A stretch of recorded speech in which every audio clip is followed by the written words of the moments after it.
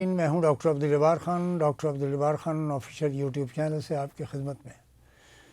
Subscribe کیجئے اس channel کو، bell icon کو پریس کیجئے، شیئر کیجئے، اپنے دوستوں کے ساتھ کمنٹ کیجئے، اور یقیناً مجھے یقین ہے کہ اخلاق کے دائرے میں بات ہوگی۔ تنقید آپ کا حق ہے۔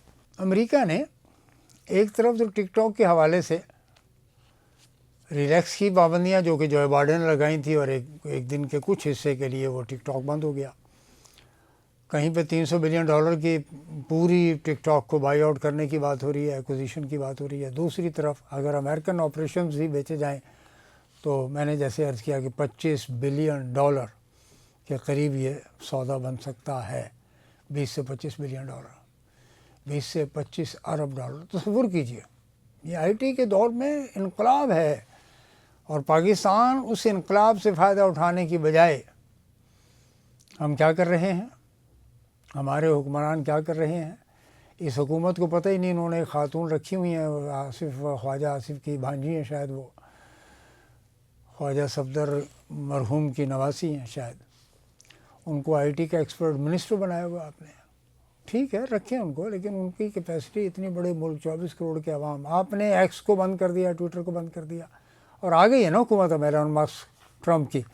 دیکھیں آپ کیسے اس کو نہیں کھولتے، اور کیسے یعنی ٹویٹر کو نہیں کھولا جاتا، لیکن ظاہر ہے آپ نے کھول دیا۔ اگر جلدی کھولیں گے آپ، اور اگر جب کھول دیا تو اس کے پیچھے جو بن رہا ہے اس کا نقصان کا ذمہ دار کون ہے؟ تو آپ پر تو پاکستان کو معاشی نقصان پہنچانے کا ڈنڈ بھرنے کی ضرورت پڑے گی۔ آپ کو ڈنڈ بھرنا چاہیے، جرمانہ دینا چاہیے کہ پاکستان کی آئی ٹی انڈسٹری، نوجوان لوگوں کو، اسٹوڈنٹس کو جو آپ نے یعنی ڈس ایڈوانٹیج پوزیشن میں رکھا، اس کا ذمہ دار کون ہے؟ نقصان کی پوزیشن میں رکھا، اس کا ذمہ دار کون ہے؟ ان کے رائٹ کو یعنی بریچ کیا، اس کا ذمہ دار کون ہے؟ تو آپ پر تو ملٹیپل قسم کے مقدمے چلنے چاہیے، اور چلیں گے، آج نہیں تو کل، ساری زندگی تو آپ نے اپنا اقتدار لے کر نہیں بیٹھنا ہے، بہت جلدی فیصلہ ہو جائے گا۔ دوسری طرف پابندیاں لگائی امریکہ نے، جو بائیڈن نے انڈیا پر بھی لگا دی، رشیا پر بھی لگا دی، اس کا امپیکٹ چائنا پر بھی آ گیا، چائنا پر بھی کچھ پابندیاں لگیں، پاکستان پہ بھی لگیں۔ سب سے زیادہ دنیا میں اس وقت جو پابندیوں کا جو شکار ہے ملک، وہ ہے رشیا اور ایران۔ ایران تو بڑے طویل عرصے سے مقابلہ کر رہا ہے وہ۔ تو رشیا کے ساتھ تقریباً 160 سے زیادہ جہاز، بحری جہاز، ویسلز، آئل ٹینکرز کا نام لے کر رجسٹرڈ، وہ کسی بھی کنٹری میں ہوں، ان کو ان کے نمبر کے ساتھ ان کو پابندی لگا دی گئی، ڈسبینڈ کر دیا گیا ان کو، آپ نہیں چل سکتے سمندر میں۔ اور دوسری طرف میجر کمپنیز جو ہیں، جو رشیا کی ہیں، گیسپرون اور سیگس تھی گیس، یہ 2 کمپنیاں ہیں، پابندی لگ گئی ہے ان پر۔ اب نتیجہ یہ ہے کہ انڈیا نے مڈل ایسٹ کی طرف، افریقہ کی طرف جانا شروع کر دیا۔ نائجیریا سے وہ لے رہے ہیں تقریباً 3 لاکھ بیرل، اور گیبون سے لے رہے ہیں 1 ملین بیرل، اور انگولا سے 1 کارگو۔ تو یہ ہے جناب علی انڈیا کی مارکیٹنگ کے لیے، بائنگ مارکیٹنگ کے لیے ریسرچ اور ورک۔ ہمارے یہاں یہ کام نہیں ہے، ہم لوگ تو گڑھے کی مچھلیاں ہیں، بس گڑھے سے باہر نکلیں گے تو تڑپ کے مر جائیں گے، کنویں کے مینڈک ہیں۔ یعنی انکنونشنل، نہ ایکسپورٹ میں توجہ ہے، نہ امپورٹ پر توجہ ہے، جس کا نتیجہ یہ آپ کے سامنے ہے کہ کہاں بھارت کی ایکسپورٹس اور کہاں پاکستان کی ایکسپورٹس۔ کیوں نہیں کوشش کی جاتی پاکستان کی طرف سے؟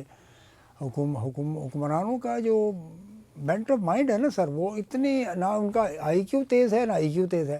کٹ and paste Google, Ahsan Iqbal, وہ موجود ہے ہمارے یہاں، جس کو عمران خان کہتے ہیں جی، ارسطو، اس کی توڑ کے لیے 7 لاکھ سے 8 lakh barrel per day Russia سے سپلائی جا رہی تھی، اب وہ رک جائے گی، اور جب سپلائی کم ہوگی گلوبل تو ڈیمانڈ تو اپنی جگہ موجود ہے، سردیوں میں انرجی کی ڈیمانڈ زیادہ ہوتی ہے، تو قیمتیں بڑھیں گی، اور قیمتیں بڑھانے کا جو امپیکٹ ہے پاکستان میں، تو انہوں نے آنکھیں بند کر کے 3 روپیہ پھر بڑھا دیا تقریباً۔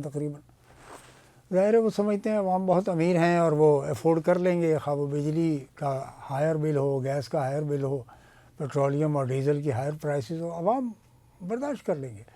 عوام میں بہت زیادہ فائنینشیل گنجائش ہے، بہت رچ ہے ان کے ہاں، تو ہمارے ہاں تو 3,000 کے قریب سمجھ لیجئے کہ پر کیپٹا انکم ہے۔ نہیں جناب، ایسا نہیں ہے۔ پاکستان میں غربت سر چڑھ کر بول رہی ہے، سر چڑھ کر بول رہی ہے۔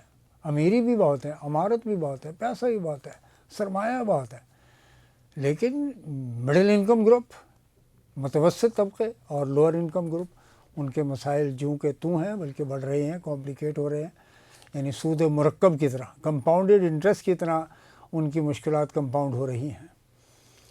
اس کی توڑ کے لیے رشیا نے کیا کیا؟ اس نے کہا جی کہ ہم جو ہیں اپنی ایک سب مرین بنا رہے ہیں، آئل ٹینکر بھی اس میں ہوں گے بہت بڑا، اور اس کے ساتھ ساتھ جناب علی وہ سب مرین ہوگی نیوکلیئر، یعنی ایٹمی آبدوز ہوگی وہ، اور اس کے ساتھ ساتھ آئل ٹینکر بھی ہوں گے اسی کے اندر، یعنی 1,80,000 ٹن کیپیسٹی کے حساب سے ڈیڈ ویٹ لے لیں آپ، کتنی بڑی وہ سب مرین ہوگی، نیوکلیئر بھی ہوگی وہ، ایٹمی، اور اس کے ساتھ ساتھ آئل ٹینکر۔ دیکھیں کون اس کے سامنے آتا ہے، رشیا تو پیوٹن ہے اس کا نام۔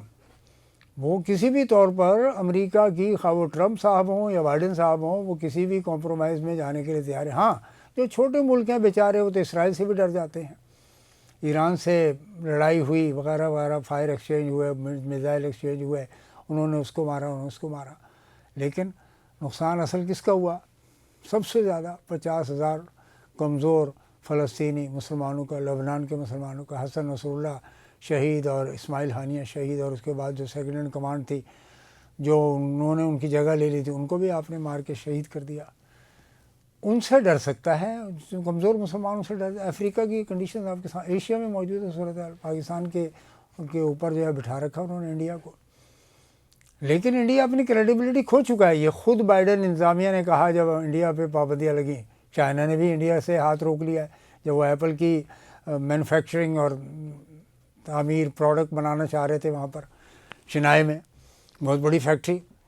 چائنا کو اعتبار نہیں ہے انڈیا پر، اور امریکہ کو اعتبار نہیں ہے انڈیا پر، کیونکہ انڈیا کا جو میکینزم رہا ہے۔ مجھے ایک صاحب نے کمنٹ کیے، جن صاحب کا نام ظاہر میرے لاگ میں موجود ہے، کہ جی آپ انڈیا کے خلاف بولتے ہیں۔ بھائی آپ کو کیا تکلیف ہے؟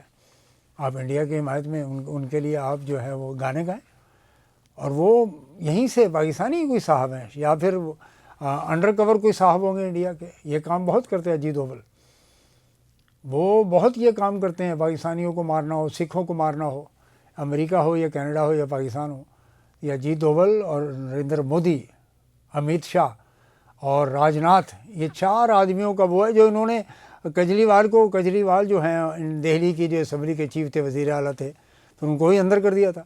ان کے ساتھ ان کے معاملات ٹھیک نہیں ہیں، تو آپ اس سے اندازہ لگا لیجئے کہ دیگر ممالک جو ہیں، بنگلہ دیش ہو یا پاکستان ہو، سری لنکا ہو، مالدیو ہو، نیپال ہو، اور خالصتان کی تحریک ہو جو کینیڈا میں بیٹھے ہوئے ہیں، ٹی وی 84 ان کا جو ہے، اس کے پروگرام کو دیکھ لیجیے، اب آپ کھل کر بات کر رہے ہیں۔ لیکن دہشت گردی کا جو نیٹ ورک ہے سب سے بڑا international, that is from India. India is harbouring the terrorist, India is running the terrorist system under the direct command of Ajit Doval. یہ ہیں وہ معاملات جس سے میوچل ریلیشن شپ خراب ہوتے ہیں۔ You can not develop any kind of long run اور long term relationship, good relationship, not at all. SAARC کے 7 ملکوں میں سے 5 جو ہیں وہ انڈیا کے خلاف ہیں، 6 ہی ہو گئے، اور ایک ساتھ بھوٹان چھوٹا سا ملک ہے۔ تو یہ جو سچویشن ہے، سینکشنز کی جو پالیسی ہوتی ہے، اکنامک سینکشنز کی، وہ سپلائی اینڈ ڈیمانڈ کو انٹرپٹ کرتی ہے، ڈسرپٹ کرتی ہے، جس کے نتیجے میں جو پور اکانومیز ہوتی ہیں وہ افیکٹ ہوتی ہیں، ان کو قیمت زیادہ ادا کرنی پڑتی ہے۔ Same as the case with Pakistan. Energy کی بات ہو رہی ہے، انرجی کی تینوں فارمیٹ، گیس، بجلی اینڈ پیٹرولیم پروڈکٹس، یہ تینوں افورڈیبل لیول پہ نہیں ہے، اور on the top of everything انہوں نے تو گھی جو کھانے کا ہوتا ہے، ایڈیبل آئل، اس پر ٹیکس لگایا ہوا ہے 45%، اور پاکستان میں تو ٹیکسوں کی بھرمار ہے۔ پتہ نہیں کون سے اکانومسٹ ان کی ٹیم میں شامل ہے جو یہ کہتے ہیں ٹیکس لگاؤ، ٹیکس بڑھاؤ، ٹیکس لگاؤ، ٹیکس۔ ان کو پتہ نہیں کہ ٹیکس جو ہے نا کاؤنٹر پروڈکٹیو ہے آج کے دور میں۔ ایک ریشنیل کے ساتھ ٹیکس لگایا جاتا ہے، یعنی بے تکے، بے مہار، شتر بے مہار کی طرح ان لمیٹڈ کنڈیشنز میں، سچویشنز میں یہ کام نہیں کرتے، ظاہر ہے اس سے نقصان ہوتا ہے اکانومی کا۔ تو جناب یہ میں نے آپ کی خدمت میں عرض کیا کہ رشیا نے توڑ نکالا ہے سینکشنز کا، کہ وہ اپنی ایٹمی میزائلوں کے ساتھ بہت بڑے ٹینکر 1,80,000 ٹن کے ڈیڈ ویٹ کے ساتھ وہ جہاز چلیں گے سمندر میں، تو پھر دمادم مست قلندر کا خدشہ ہے اور خطرہ ہے۔ ڈاکٹر عبدالجبار خان کو اجازت دیجیے، اور اس چینل کو سبسکرائب کیجیے، کمنٹ کیجیے، شیئر کیجیے، پارٹیسپیٹ کیجیے۔ بہت بہت شکریہ، والسلام۔